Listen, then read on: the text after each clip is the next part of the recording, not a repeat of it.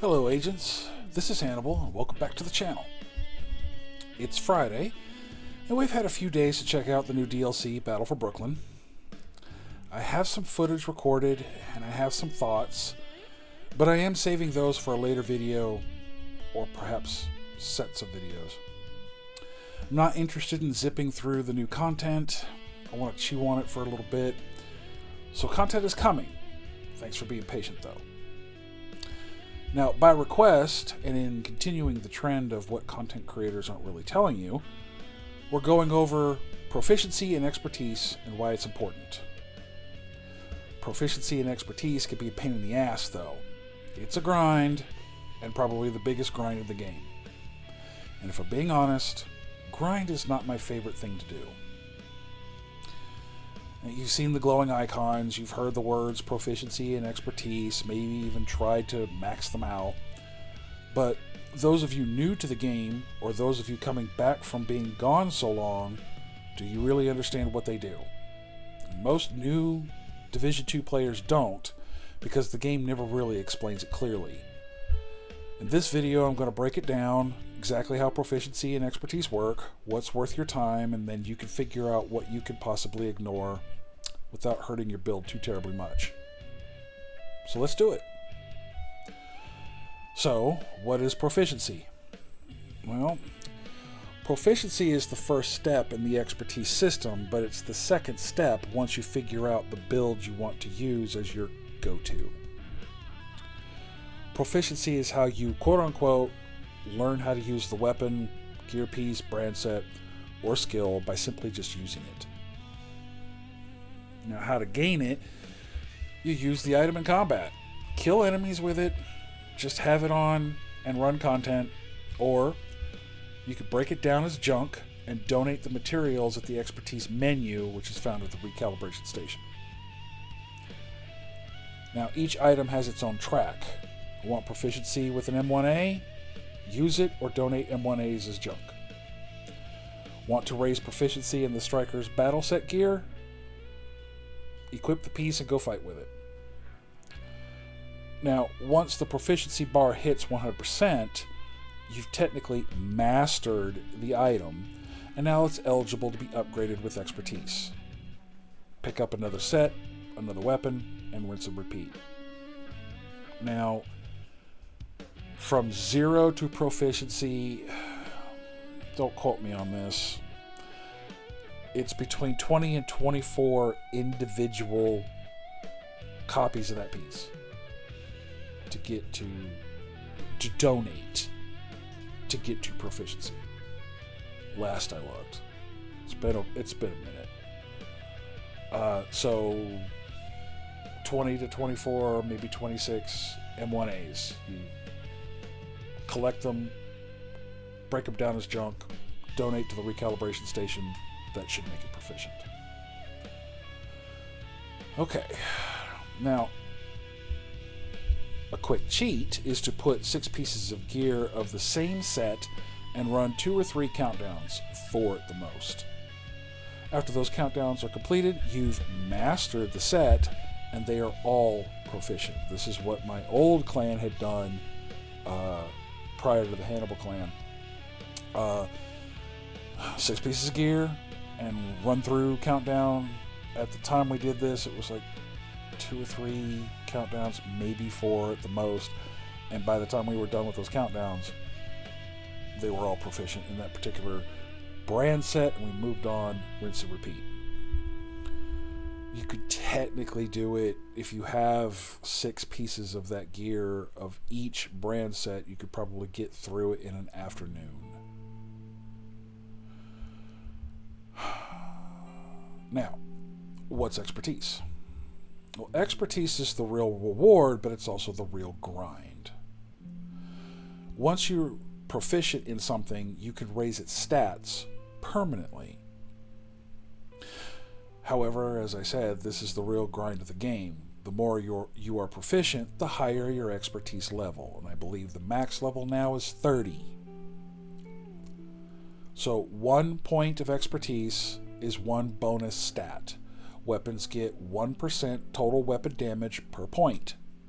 So 30% additional weapon damage if you max it out.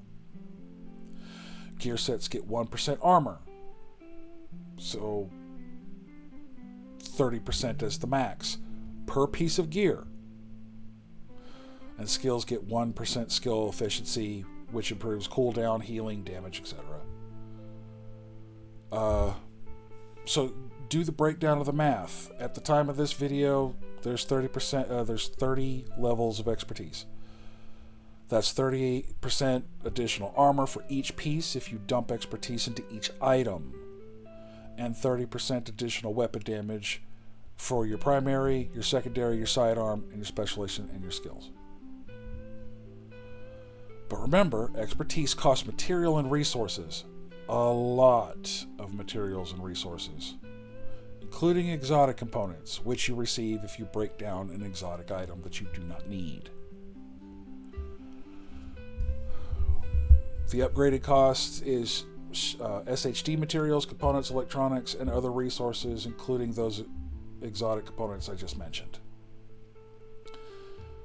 You may have heard about the recent brouhaha with the 999 exotic components in relationship to muling and extra characters. Well, this was also associated with that grind. Now that's not happening anymore since the DLC launched. Now, you see how many weapons and gear pieces there are. Just look at your library. It'll tell you exactly how many pieces you're proficient in and how many pieces total are in your library. And resources add up. And that's just to cover one character, one weapon, one gear piece. Imagine having 4 characters. This is why they did the muling. Expertise is character focused and singularly itemed focused. It's not shared across the other characters. So if character 1 has a St. Elmo's and you made it proficient and then you dump resources to get to level 30 expertise, that doesn't transfer over to another character using that weapon or another weapon. So a second St. Elmo's. Now you're going to have to do it for each individual item.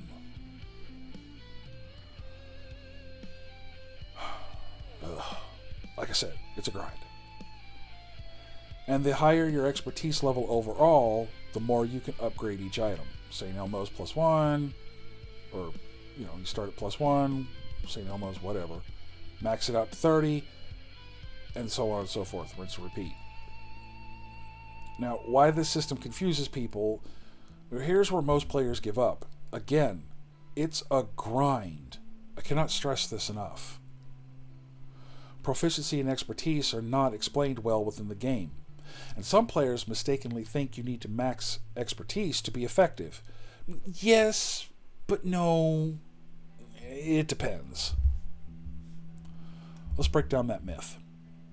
You do not need full expertise level upgrades to perform well in PvE. You will get proficiency just by playing, yes, but in order to max out your proficiency across the board, you have to run all gear or donate to the library. You can ignore huge chunks of the system and still crush missions, again, in PvE. A common misunderstanding basically is, why does my gear show 0% expertise when I already mastered it? Well, the answer is you mastered it, which is proficiency, but you didn't spend resources to upgrade it.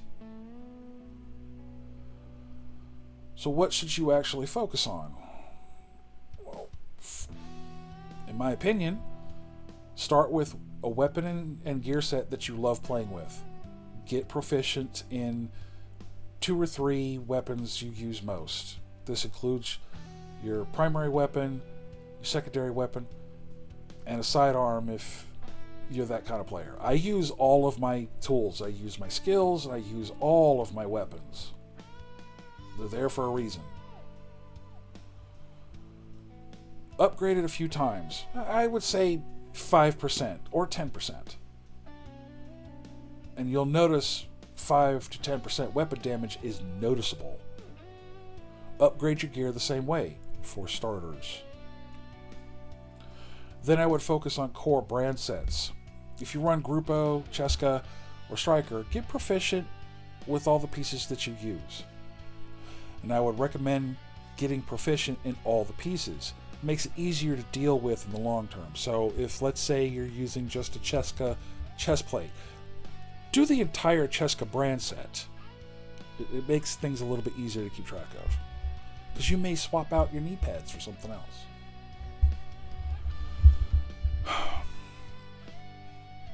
Expertise upgrades the gear pieces that don't.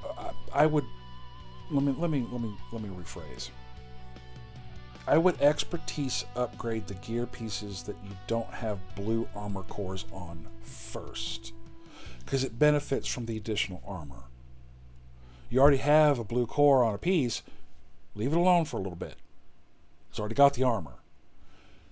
If you got a red core on a chest plate, I would upgrade that one first, because it gives you 1% additional armor for each level you go up. I would also recommend not chasing everything. Again, you don't need proficiency in every skill, gear set, or weapon, especially if you're not going to use it, but there's a caveat. If you don't run the Artificer Hive, upgrade it anyway, as it contributes to your overall expertise score, but upgrade it after you figured out what your go-tos are. And then I would stick to your loadout. Think like a specialist, not a hoarder. Now, here's some optional but fun. Upgrade your shield HP or chem heal strength if you're running a dedicated skill build. For you snipers, max out your sniper marksman rifle for headshot builds. Things like that.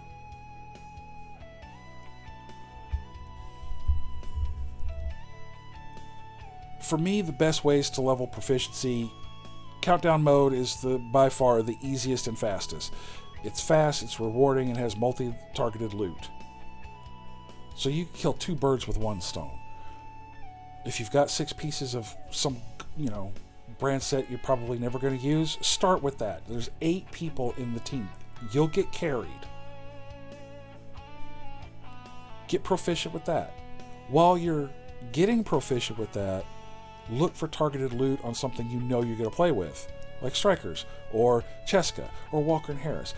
And while you're looting for those 6 pieces, you're getting proficient in the current set you're wearing. And then again, overlap, rinse, repeat.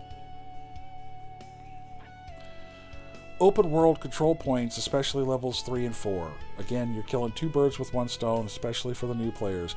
You're getting proficient in the gear, plus you're getting the blueprints for stuff you don't have yet that's not hidden behind something like Descent or the raids.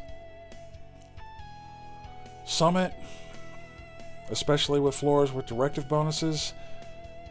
In case you hadn't noticed the tone of my voice with the Summit, I got burned out on the Summit fast, quick, and in a hurry. It's boring. For me, it's just boring. Those are your 3 best options to try to get them proficient as fast as possible. So here's a couple extra tips. Equip items you have it maxed out. Run countdown or control points with those. Rotate items out once they're proficient. You'll raise your overall expertise level without ever feeling like you're farming. So here's the bottom line. Proficiency is just about learning the gear. Expertise is about leveling it up. Neither will make or break your build, but if you use them smartly, they'll give you an edge that adds up over time. And you don't need to chase 100% completion. You just need to focus on what you actually use, and then follow up with the stuff that you're not. And that's the kind of grind that rewards you in every gameplay.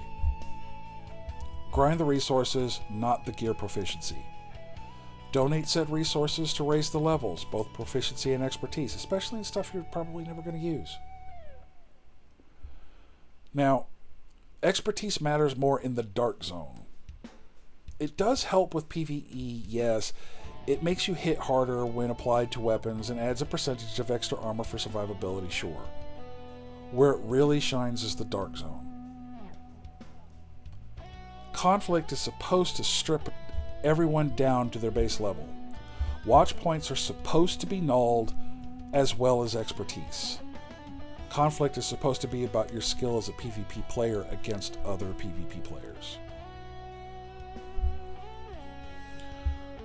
There's several layers of grind in this game. There's the story, the watchpoints, the gear and weapons, conflict levels, dark zone levels, proficiency and expertise. The story, you're basically running your character from 0 to 40. Here's your first grind. Your watchpoints, well, 1,000 watchpoints maxes out all of your nodes. 2,000 maxes out your health.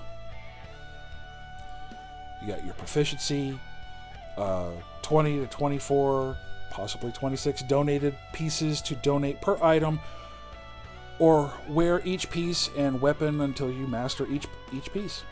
And then there's your expertise. Donate resources to upgrade your items until you reach max level for each piece you want to max out. Grind within grind within grind. And no, this is not me saying all of this just so everybody can run away from the game. I'm simply setting expectations. Well, I hope you found this video informative and insightful. I am interested in how you feel about this grind. Please let me know in the comments. X and Discord info is listed in the channel info tab. We finally have a PlayStation chapter up and running, Wicked Bad Dogs, and they are recruiting. We are currently working on an Xbox chapter. I'll get back to you as soon as I find out more about that.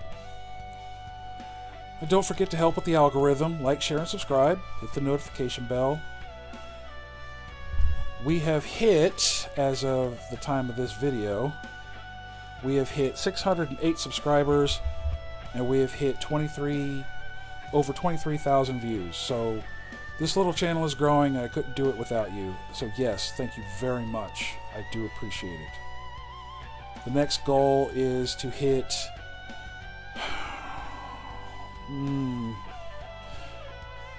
700, maybe 750 subscribers and maybe 30,000 views. I think that's a nice little safe goal, especially at the rate everybody's been commenting and viewing and subscribing. So that shouldn't be too much of a stretch. So tell me what you're looking for in this game. Maybe your comment will land in a video here. But until the next time, this is Hannibal, signing off.